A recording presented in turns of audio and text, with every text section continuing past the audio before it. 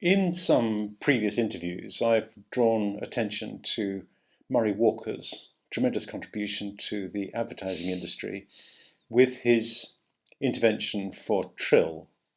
When Trill came to the advertising agency that he was working for, before he became a Formula One commentator, they had 80% of the market, but they wanted to increase their market share.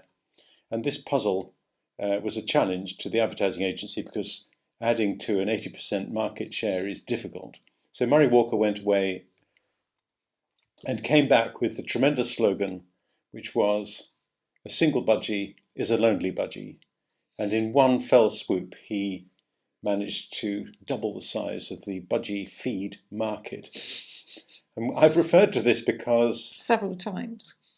Because it seems obvious that Women's Aid, with maybe more than 80% of the market in the domestic abuse industry, needs to expand, as does any organisation. And the obvious way to do so is to expand the market, not to try and expand their market share, but create a bigger market, and they will then be able to earn more, expand, and be an even more powerful organisation. And the easiest way to do so is to provide services for men. We put this to Rick, and this is the conversation we had with Rick as a result. The issue of the support to male victims is obviously of interest to us, and particularly the issue of support to male victims from services which are predominantly for female victims. So I'm going to concentrate on Wales because that's what I know about, and it has the advantage of being a sort of relatively compact body of services compared to England and the rest of the UK. So I'll concentrate on that. And what I want to do is, if I can make this structured, I want to present it, I suppose, in three parts. The first part is simply looking at the factual position regarding what services are provided to male victims of domestic abuse in Wales. And so I'll run through what I know on that, which, as I'll explain, is a lot more now than it was 2 hours ago.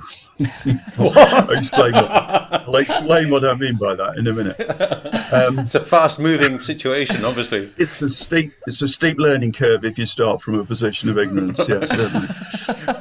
The second part is to look at specifically the Respect Toolkit for working with male victims and what that says and how that's developed over the years.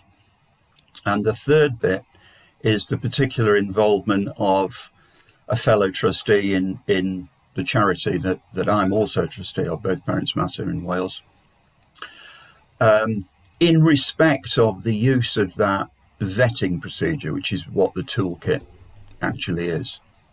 Okay, so I've got an awful lot of material. I hope it's not a lot of awful material, but it's an awful lot of material. I'm sure it won't be. So let's start with, let's start just for the sake of people who are not acquainted with Women's Aid. Probably most of your audience are. But Women's Aid is not a single organisation. That's the important thing to get across. It's a federation. In fact, it's actually 4 different federations, one for each of the 4 nations of the UK. So there's a Women's Aid Federation of England, and there's Welsh Women's Aid, which is the Federation for Wales. And so individual Women's Aid charities are invariably localised. So they provide services in one city or one town or one relatively small region. And they're affiliated to the Women's Aid Federation level.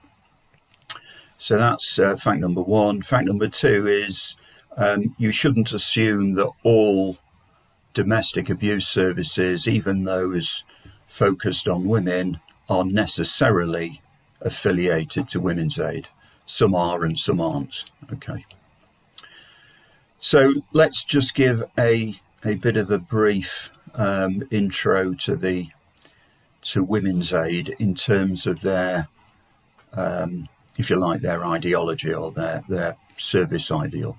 And we can start with a quote from the Welsh Women's Aid National Quality Service Standards. This is important because it relates specifically to the issue of male victims and how they're supported by Women's Aid affiliated charities. So this is what one of their service standards states. Services for male service users are tailored to their needs and are delivered safely using a recognised assessment tool to review risk and needs, which is aligned with the Safer Wales Dean Project assessment tool or the Respect Toolkit for work with male victims of domestic violence and associated standards for supporting male victims. Okay, so it makes explicit reference to these assessment tools which are specific to male victims, and the Respect Toolkit in particular. And the other thing is, if you look at, say, the accounts or the websites of individual Women's Aid affiliated charities, you will invariably find a statement of their credo on there, which will read something like this. And this is one that I took from one of the sites, but they all have something like this, if not in this exact form of words. So they say something like, we're committed to delivering gender-specific services as violence, domestic abuse and sexual violence affects both men and women. However, we acknowledge that evidence indicates that women and girls are disproportionately impacted by violence, and this is a violation of human rights and a cause and a consequence of gender inequality. This means that when these forms of violence are experienced by women and girls, this operates a means of social control and maintains an unequal power relation linking to systematic discrimination, reinforcing women's subordinate status. So it's important to bear in mind that's the sort of ethos that's being promulgated by the Women's Aid affiliated charities. Okay. So that's where you start from that position.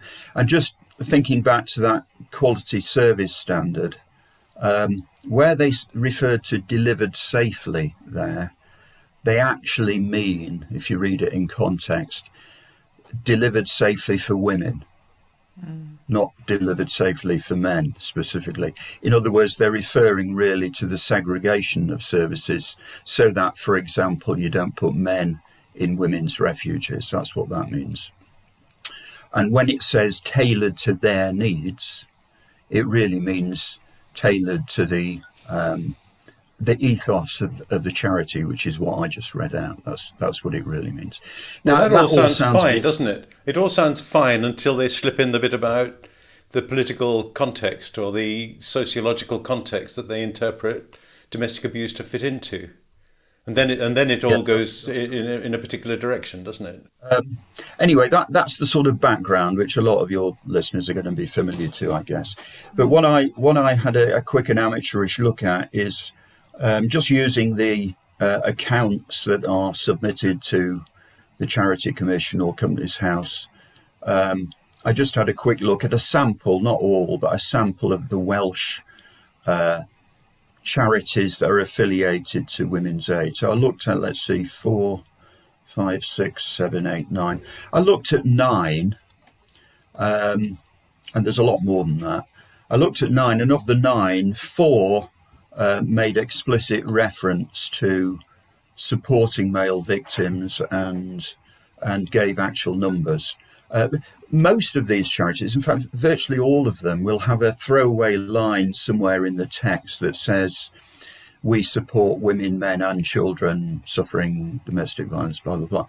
So they refer to men in that throwaway line, but a lot of them have no other mention of men beyond that. So there's no actual substance behind it, which led me to believe in 5 out of the 9 cases I looked at that actually they weren't really supporting men.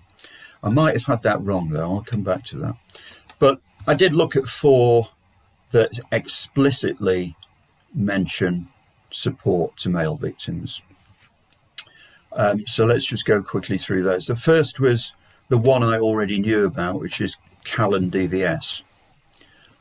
Now, I knew about this because I knew they genuinely support male victims, because there was a big publicity splash a year ago in May last year, because they won an award from the National Lottery for two projects, one of which was family-based, but the other one was for the Compass programme. And the Compass programme was, quote, a specialist resource designed to help male survivors recover from their experience following self-acknowledgement of having been the victim in an abusive relationship. The Compass programme is delivered over an 8-week period, 2 hours per week, and is led by an experienced facilitator in a group setting with other survivors.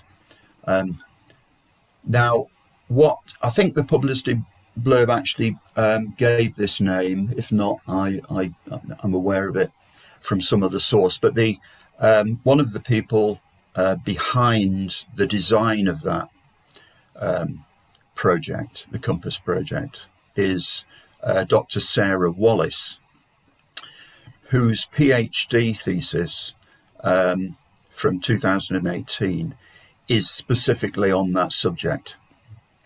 And this is what I was referring to before we started recording, in being having gone steeply up the learning curve in the last couple of hours, because I've had her thesis sitting on my hard drive for the last 2 years, and I had a quick look through it when I first saw it and thought, that looks interesting, I must read it. So it then joined the ranks of the hundreds of other things that I've been meaning to read and not got around to. But I had a look at it this morning and realised that what I tried to do in my amateurish fashion has been done vastly better in that thesis. So I'd probably like to take up a bit of time going through some bits of that thesis, because it was a bit of a challenge in a couple of hours to read all 563 pages. So I failed in that. I manfully attempted, but I did pull out a lot of key facts. I think it's important to go through that, but we'll come back to that in a minute. But the other 3 charities that I spotted do support male victims are Atali Fro, which was previously known as the Vale of Glamorgan Women's Aid. Atali Fro, I think, translates as protection in the Vale, the Vale being the Vale of Glamorgan. And they explicitly mention numbers of men supported in their accounts. And it's about 5 to 7% of their total adult support. Similarly, West Wales Domestic Abuse Service, known previously as West Wales Women's Aid. They also mention explicit support to men. In terms of refuge accommodation, 39 women, 32 children and 2 men. And in terms of floating support, 90 women and 2 men. So again, very small percentages of men, but they are there. And then thirdly, the Domestic Abuse Safety Unit, or DASU, and they also operate a male refuge. And I quote from their accounts, "There are only 2 bed spaces within this property," they're referring to the male refuge there, "and we are unable to accommodate males with their children. However, it will be something that we look to achieve in the future. The demand for the project has been very high, and currently we are the only refuge specifically for males in North Wales." So you can conclude from that there's 2 spaces for men in North Wales. They also actually include a very interesting case study for a male victim. It's the only case study for a male victim I spotted. So those are the ones that I fished out, and I can say a little bit, if you like, about the 5 that don't support male victims, because there's some interesting things from those, such as the one that, well, one of them mentions providing education to children from 8 years upwards, which I thought was a little interesting. I don't know what they mean by education. And another one which mentioned mentoring of boys to understand the consequences of their actions. Sounds sinister.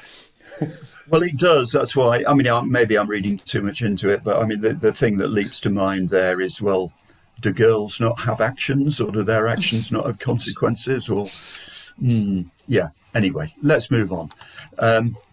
The interesting thing here is Sarah Wallace's thesis, which is done the job of looking at support to male victims, specifically in Wales again, a lot better than I have done in my very small survey.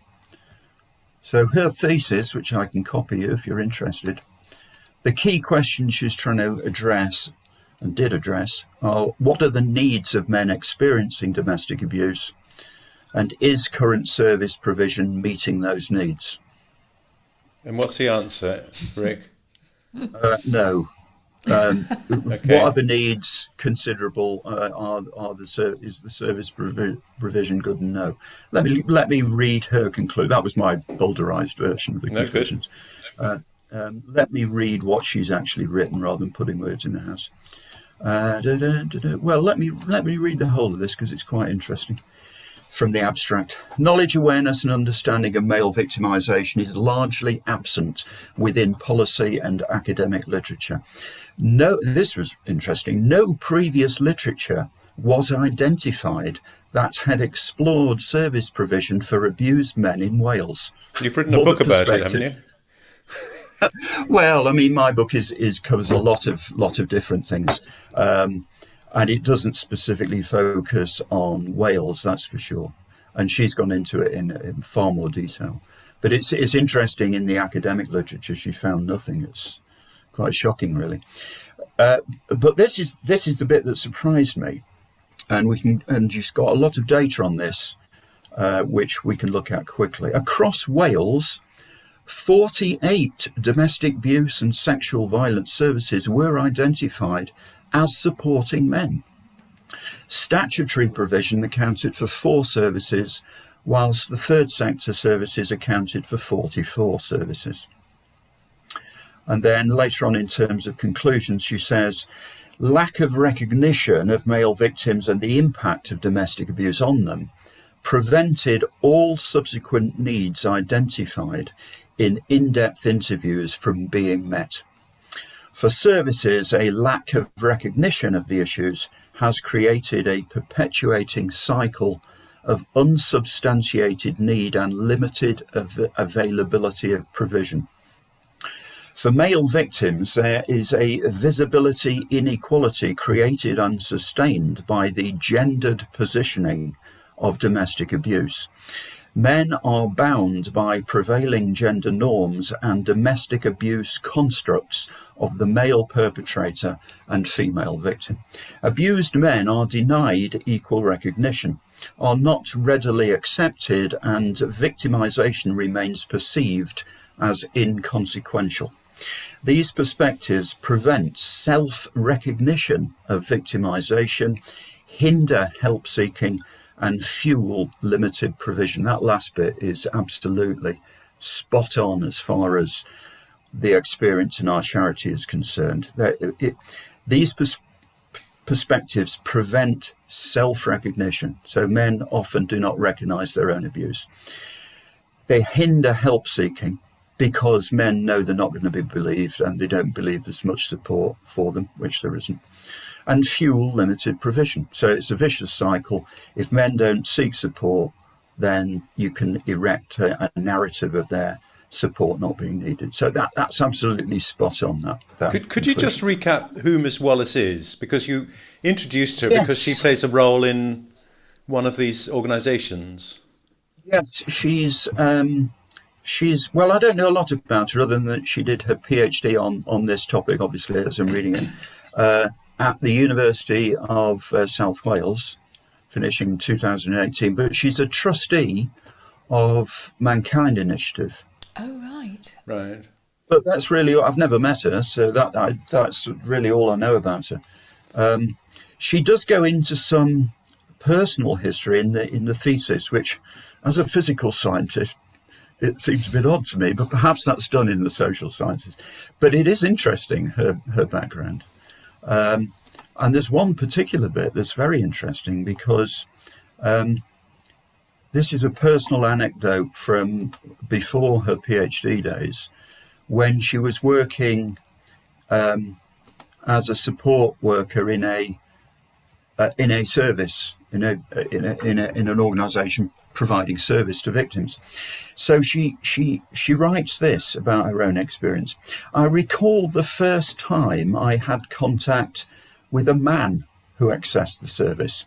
At that time, I was a support worker, and anyone assessed as being high risk was referred to an IDVA, that's Independent Domestic Violence Advisor. After assessing him as high risk, I went to discuss the case and referral process with an IDVA. Following a discussion with the service user, the IDVA informed me that he was not a victim but a perpetrator, and I was promptly booked onto the male assessment training, Safer Wales. This experience was the first in which I saw a difference in how men and women were supported. I had no previous or future experience whereby my risk assessment of a female victim was doubted, or where assessment training to determine female perpetration was initiated. So that's clearly what motivated her to pick her particular PhD topic, I would guess, from what's written there. Mm. But in addition to that, there's a huge amount of data in that thesis. She's mentioned there the 48 services. She canvassed what sort of services they provide and got numbers of men, numbers of men being supported, also numbers of men contacting them. One of the interesting things that comes out of this, which I had no knowledge of before, is what percentage of those services that she refers to actually do apply male-specific screening? And the answer is 50%. She got that from her surveys of these 48 service providers. So that's interesting. It means not all of them do. Not all of them will be affiliated to Women's Aid, of course. And not all of them necessarily respect that service standard that I read out at the beginning, even if they are affiliated. So you've got to be careful here, I think, about tarring everyone with the same brush, because I've no doubt that there's a divergence of view probably between people providing service at the coalface and people, as it were, at the federation level that are more political, if you like. So there will be a huge range of different approaches, and there's no doubt that genuine support to victims goes on. It's not all window dressing, and it's not all, as cynically you might think, just to grab the funding. There may be an element of that, but how much of that there is extremely difficult to get at.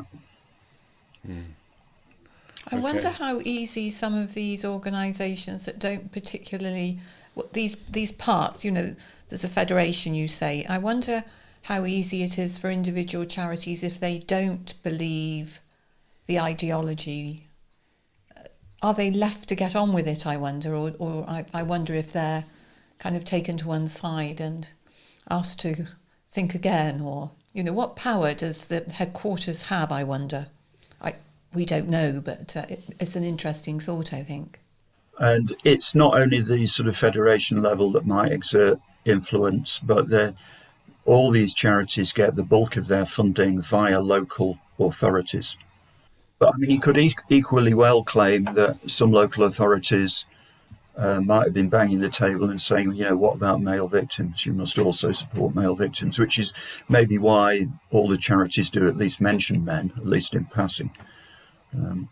So it's these are good questions. I'm afraid I have no inside knowledge as to what the answers are. No. And I suspect it's actually a mixed bag. And people that say cynically that it's all a fix and it's all for the money, well, there's going to be an element of that. But it's a bit too cynical when it comes to, the people that are at the coalface answering helplines and actually working in refuges that actually do support male victims. So, and they're doing good work, yeah, absolutely. Across the whole of the UK, Women's Aid affiliated charities have something like 7,000 or 8,000 staff across north of 300 different charities. There's going to be a huge divergence in approaches and opinions amongst them, I'm sure. Yeah. Okay, so where do we go from there? There's an awful lot more in that thesis, but perhaps it would be going into too much detail to go into, except to say I was surprised by the numbers being quoted, because some of them are in the hundreds. I suspect the biggest one is the one from the Dean Project, which is Wales's only male-specific domestic abuse charity.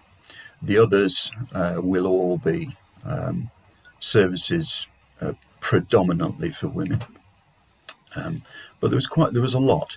And the other thing that it breaks down is what type of service that they're actually seeking, which might be interesting to look at. In terms of the sources of referrals to the services, overwhelmingly they come from the police. Only second after the police, a long way second actually, is self-referral. So there's 790 from the police and 126 self-referral. So it's overwhelmingly coming from the police, which is interesting. And in terms of well, I think it reflects the fact that the police are probably the only agency that's really out in the community after 5 o'clock in the evening, or and before 9 in the morning when the people's offices open. In other words, they are fulfilling a huge social work purpose, nothing to do with crime, I don't think, or very little to do with crime. What we believe is happening in South Wales, at least, is that if a man as a victim phones the police for assistance, the person who appears at the door will be from Women's Aid. So certainly there's a strong relationship between Women's Aid and the police force, not just in Wales, but in the rest of the UK. And you can see how that's grown up. I think you have to be sympathetic to the police, really, because it's not really what they see themselves in the front line to do. They must have other important priorities, and dealing with domestic incidents is not what they really want to be spending their time doing, I'm sure. So it's understandable that they'll try and recruit agencies that offer to help. Especially ones that are experts in the area. I mean, absolutely, you can understand that. And it's rather like the courts. The courts were not designed to deal with difficulties between parents. They're designed for criminals, and the police are also supposed to be for criminals. So yeah, they're not. But I think what I'm pointing out there, that huge 790 figure from the police as sources of referral, that may be direct to Women's Aid, and it's Women's Aid that then appear at the door. That's what may lie behind that figure. You've got to be concerned that if the person at the door, ostensibly to answer a call from a man seeking help, is from an organisation that has that view in the DNA, the ethos of their organisation, you've got to be a bit suspicious, which is unfortunate if it so happens that the individual in question from the charity is not of that ideological type, which may be the case or it may not, but we don't know, do we? The other interesting there's a lot of interesting things in that thesis, but there's an actual figure for the number of men accommodated in refuges in Wales in the year in question, and the answer was 19. So we saw there were 2 in North Wales. Across the whole of Wales, 19 is the number. So it's quite a small number. Right, should we move on from this to the second bit, which was the Respect Toolkit? So the Respect Toolkit. Respect is one of the cartel, as it's been named, with Women's Aid and Refuge. Big player in this area, and it also has a feminist ethos generally. So they've produced this toolkit for use with male victims. It has a long history. It's now in its 3rd edition. But the focus of it is this issue of, is a man seeking assistance ostensibly as a victim of domestic abuse actually a perpetrator? That's the focus of it. So the current incarnation, the 2019 edition 3, is 107 pages, so I'm not going to read it all. But if you go through it, you'll find that that issue just recurs over and over and over again. So I'll read one section as an illustrative section. This is section 2.4. You will find that perpetrators of domestic violence perceive themselves to be the victims. This is a very common strategy, unconscious or conscious, for perpetrators to use, and one which they may use very effectively if we don't have ways of identifying who is doing what to whom and with what consequences. Commonly, perpetrators whose partners have used some form of self-defense or violent resistance will identify themselves as primary victims in that moment.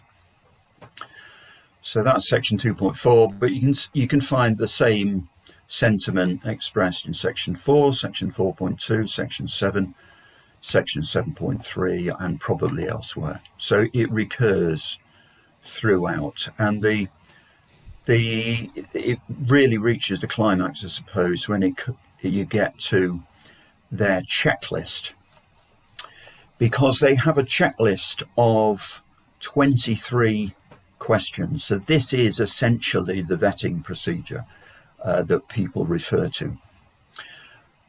Now remember, this is a man phoning for assistance as a victim, or he claims to be a victim of domestic abuse. So there's 23 questions, and if you look at them, 5 of the questions do indeed relate to forms of abuse which the caller might have experienced.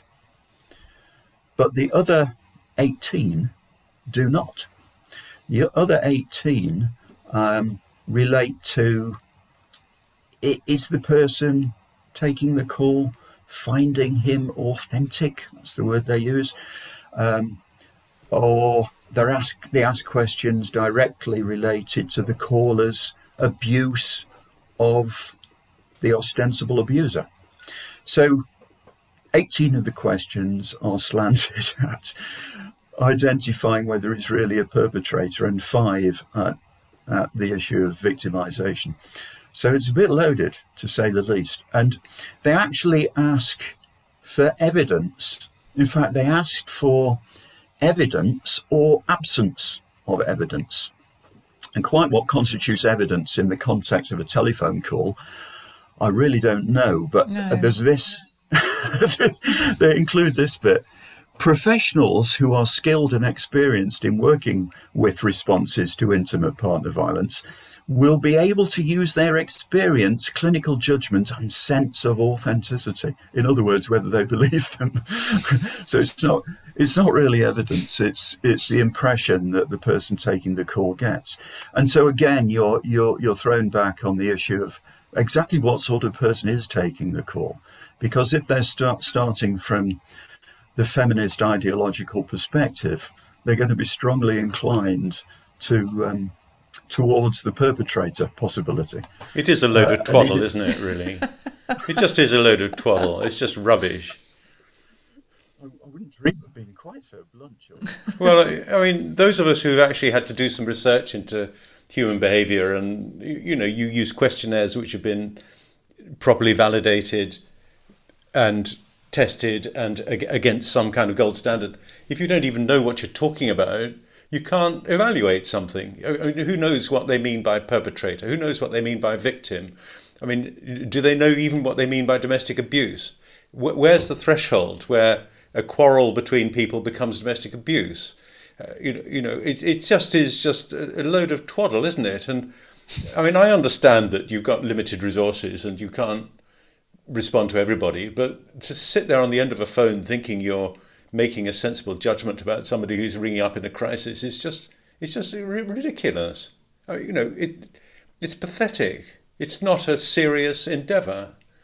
But it can have terrible consequences. It has can't consequences, it? yeah. It's a serious endeavour, all right, but not in the sense that's actually intended or ostensibly intended. Well, it's hypocritical, isn't it? It's nonsense to lack the insight to recognise that what you're doing is very, well, worse than third rate. It's amateur night. It's pathetic. Well, it's. I mean, again, the cynical view, which may be the accurate view, is that this is deliberate to minimise the number of people getting through, the number of men getting through this filter.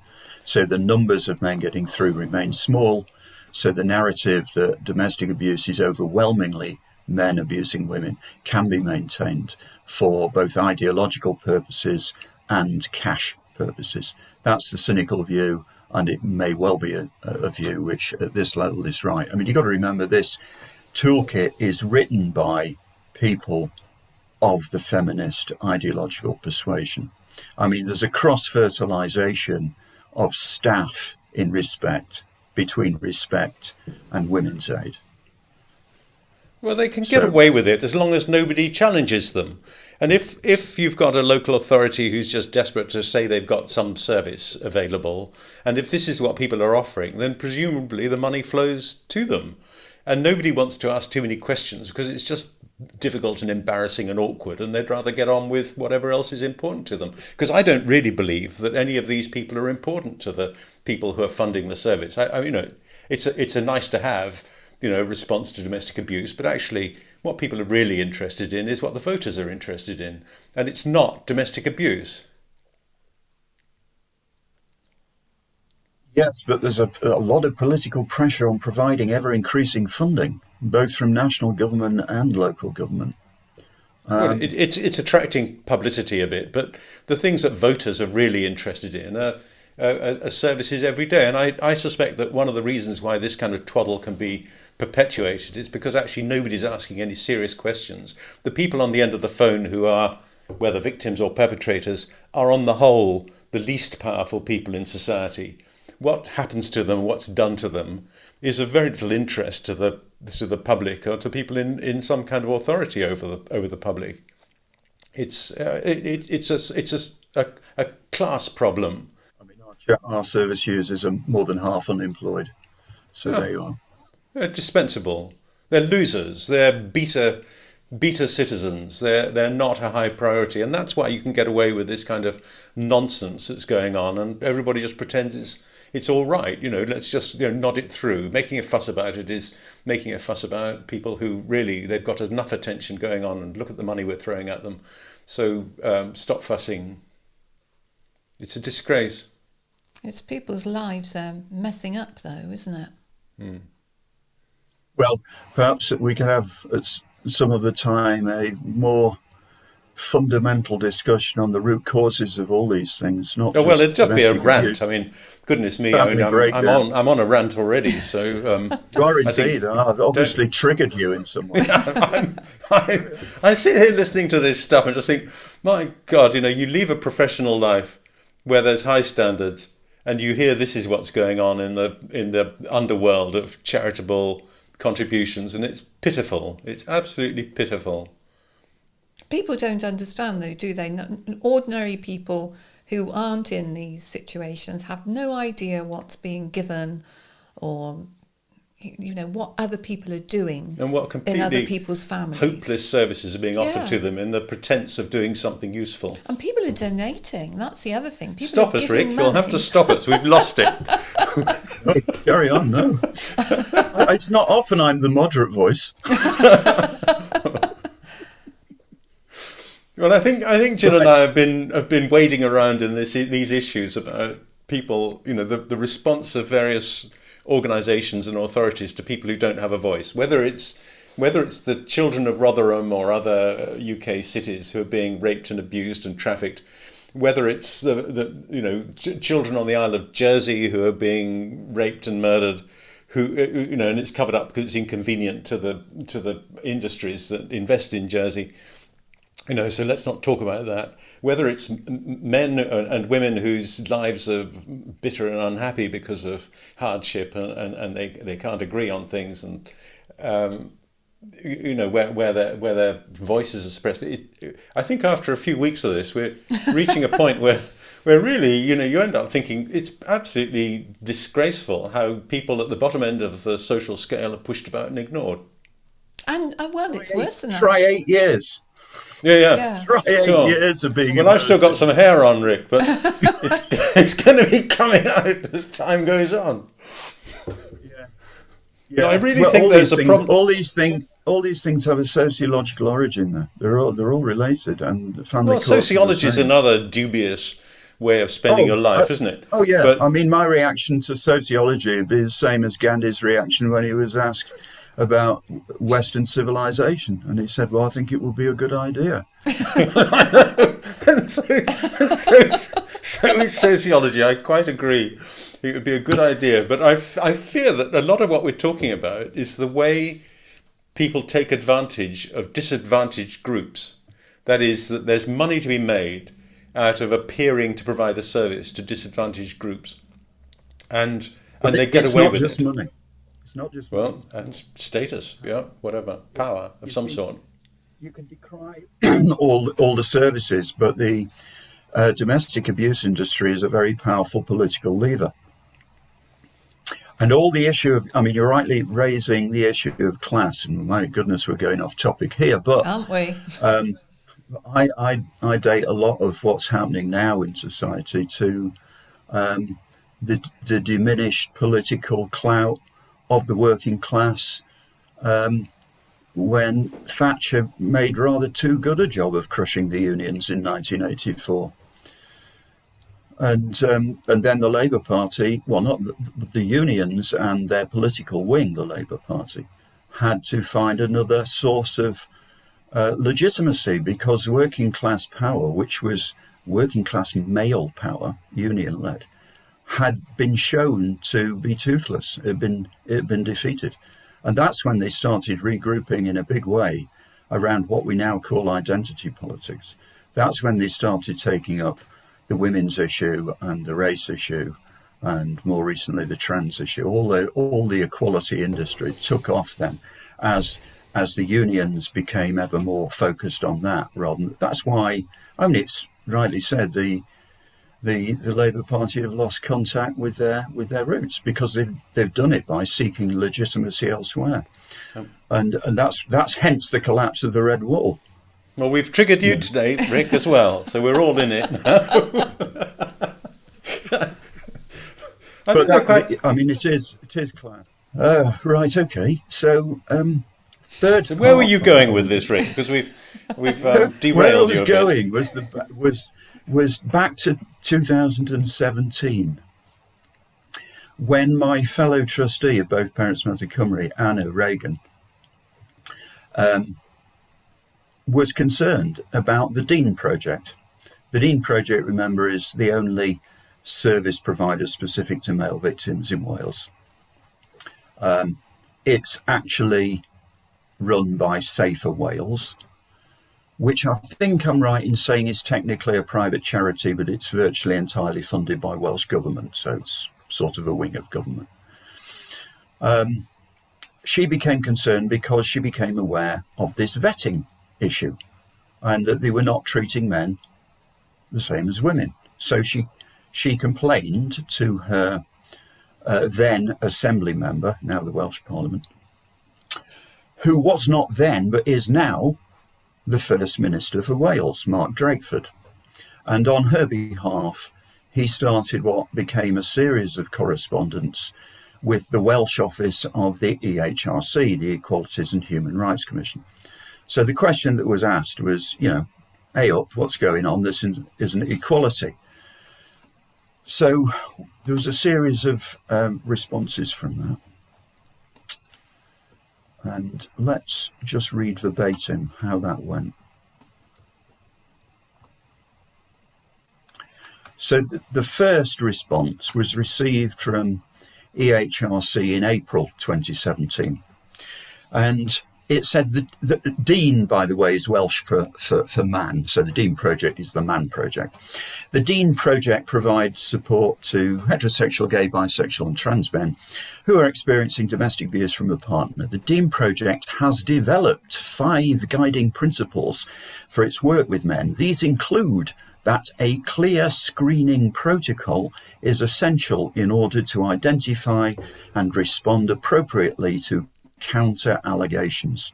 Screening is not commonplace within services for women because women constitute the overwhelming majority of those abused.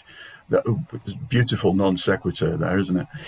In our view, it's our view that the practice of screening men is unlikely to amount to direct discrimination because of sex. It's our view that there is a material difference between a man calling a domestic abuse support helpline and a woman seeking support from a similar helpline. Women comprise the overwhelming majority of victims of domestic abuse. That was the initial response, which struck Anne as not satisfactory. So, so she persuaded Mark Drakeford to pursue the matter further. And there was further correspondence, which in the end led to the EHRC seeking external legal advice. Don't know from whom, but clearly from someone, QC, a judge or senior barrister or someone versed in these issues.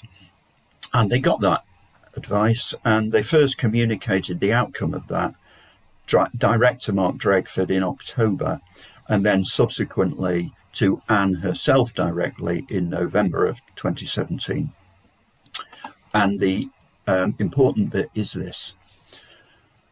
Our view is that a policy of screening male but not female corners to an advice line is likely to constitute direct discrimination in breach of Section 13 of the Equality Act 2010.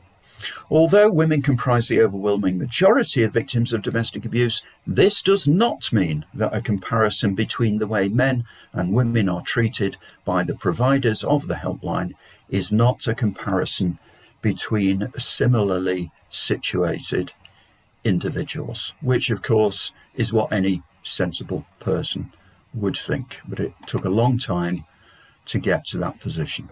You'd think the EHRC would know a bit about gender equality, wouldn't you, without having to go to external legal advice.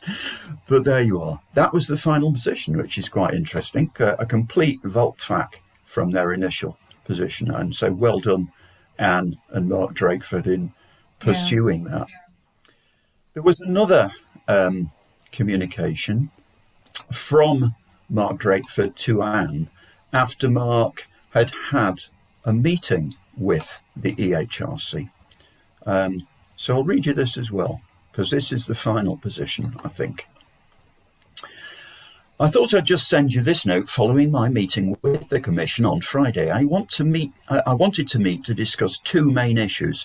Firstly, to explore the thinking behind the legal advice secured by the Commission, and secondly, to establish the steps taken by the Commission to disseminate this advice more widely.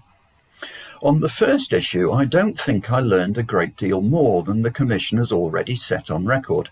The advice they have received is that if a service is being provided to both men and women, then to treat those individuals differently at the point of contact is likely to represent direct discrimination.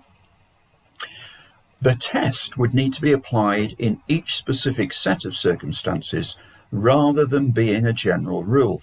As a starting point, however, any service would have to be one provided to men and women, and it seems to me there would have to be first a common point of entry to it.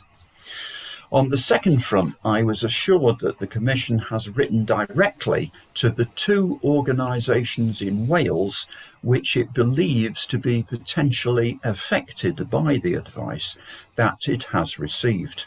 I don't know which 2 organisations is referred to there. It has asked for written assurances from both organisations that their current practice is in line with that advice.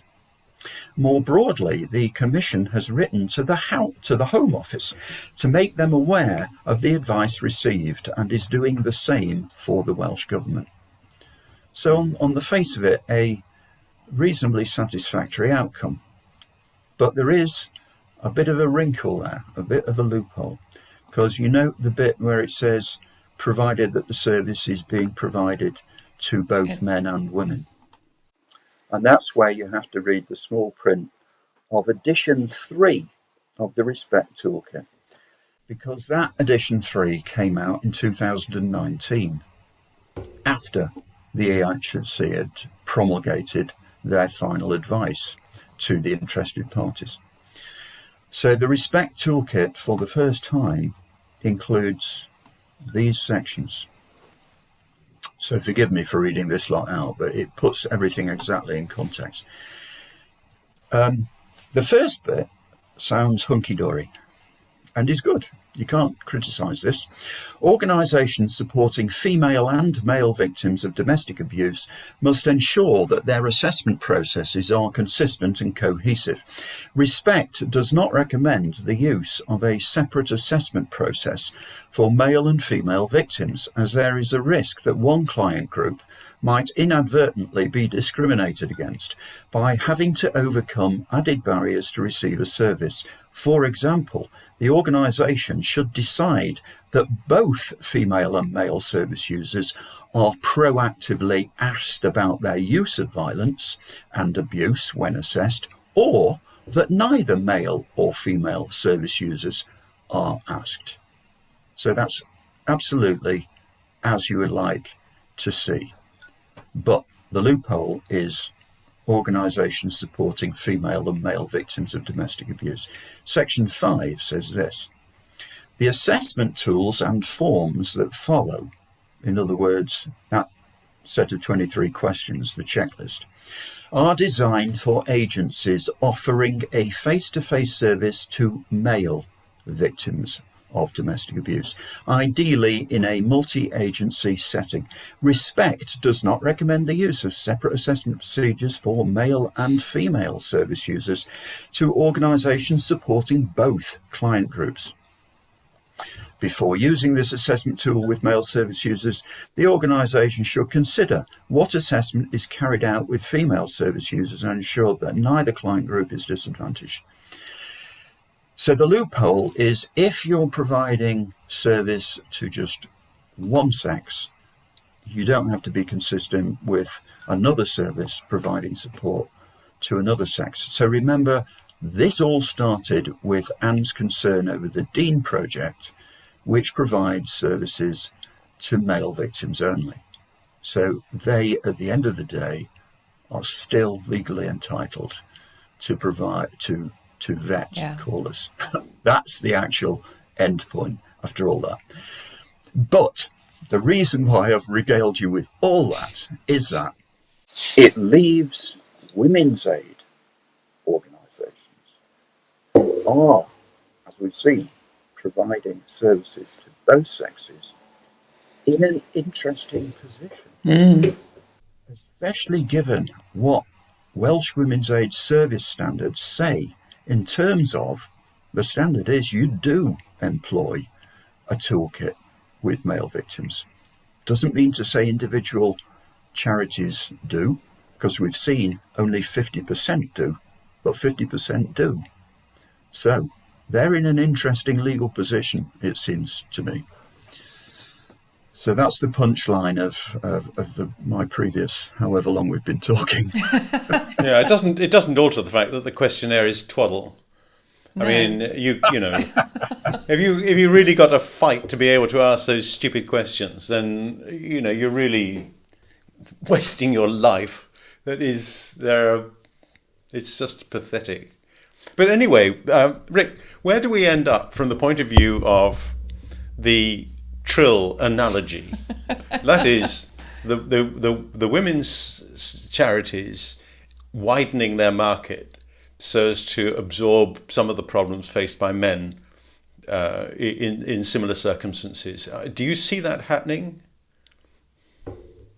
Well, we've seen that they are supporting men, and there is an analogy with Trill, because that was essentially an observation that was an opportunity to expand the market. Yeah. And there is an opportunity to expand the market in terms of support to male victims, because male victims are not getting much support. Whoever's providing it, across the board, they're not getting much support. So undoubtedly there is a Trill analogy there, that there is scope for huge expansion in terms of male support. But the cleft stick that women's aid organisations are in is that they have an ideology which doesn't like to admit there is widespread male victimisation. So what I didn't mention is a lot of these charities provide male perpetrator services. And at a quick look, I would say the funding they get for male perpetrator courses is a lot greater than what they get to support male victims, and is a much bigger part of their service.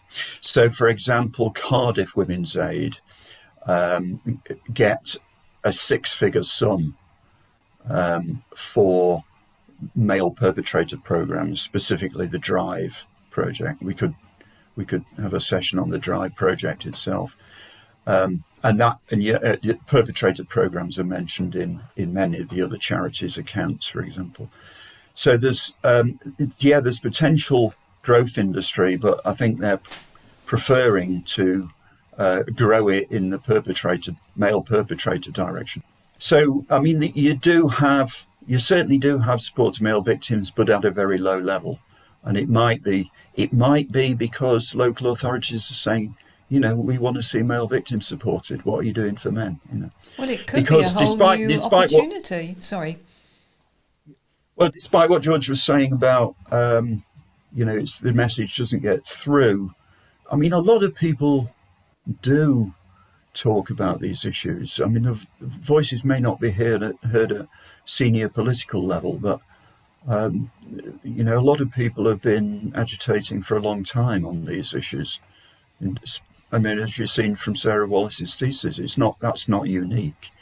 There's voices going back many, many years on this. Well, I mean, we're all for helping, perpetrators, whatever, how you define that. But we've also heard the story about, the offhand approach to domestic abuse perpetrator programs, just perpetuating a model which has been debunked by the people who founded the model. And that's another example of a kind of lazy... harmful. Well, it's harmful in the end, but it's a lazy approach to dealing with these problems, kind of quick fix, which doesn't work, but generates some money and interest for the people who are in the industry. It's another bad example of bad practice, as with these telephone vetting procedures. It's just pathetic. If enough people though start to support the idea that men should have help and should be able to go to refuges and should have the same level of support as women, if Women's Aid won't do it, then presumably other charities will set themselves up and do it. We just shove the ideology out of the way. I mean, just deal with the problems as they present themselves. It's ridiculous to tarnish what you're trying to do. And the people on the front line are, I'm sure, trying to do a good job and trying to respond to the difficulties they face. But you diminish their ability to do that by imposing doctrines which then devalue some of their clients. Yeah, the Duluth-based perpetrator programs have been very destructive. And that is definitely a case of the ideology getting in the way of help to anyone, really, because they don't work. No. But, there are interventions that do work better, but they're not funded. Well, they've tied it up. The cartel have tied it up because Respect has the stranglehold on accrediting perpetrator programs. Yeah. But generally, the local authorities will fund you as a perpetrator program only if you're accredited, which, if they don't know what's going on, that seems reasonable, doesn't it? But they're not. They don't realise they're accrediting something that doesn't work. No. What I see happening now, though, because I think it's becoming known even to the non-experts that the Duluth models don't work, and that's why we've seen, I think, the growth of the Drive project. So I think Drive is the growth industry, and my very crude representation of that is it's more of a surveillance system than it is of any therapeutic intervention. Right. So that's it. But that's why our line in the charity is, well, are women's aid the best actors? Are they the best man for the job here? Because, look at their ideology. And we tried to support that with a survey where we asked people, we asked male victims, what do you think, we asked them plainly, do you think that support to male victims should come from services specific to male victims and couched in the needs of men? And there was overwhelming support for that from male victims. But we're not, at the moment, we're not winning on that. We get some funding, but it's from the private foundations rather than, we've got a little bit from local authorities now and then, but not a lot. I mean, and really tiny. I mean, the total funding we have it must be about 1,000th of the amount of money funding women's aid charities in Wales. Literally 1,000th, 0.1%, something of that order. Yeah, well, I think the charities that probably do best are the animal welfare charities. So, take your line and take your position in the queue. But Rick, on that depressing note, I think we're going to wind up, and thank you for your time. Yeah. And sorry we had the troubles with the sound system to make it much more difficult to get this across. But thank you very much indeed, Rick. Thank you, Rick.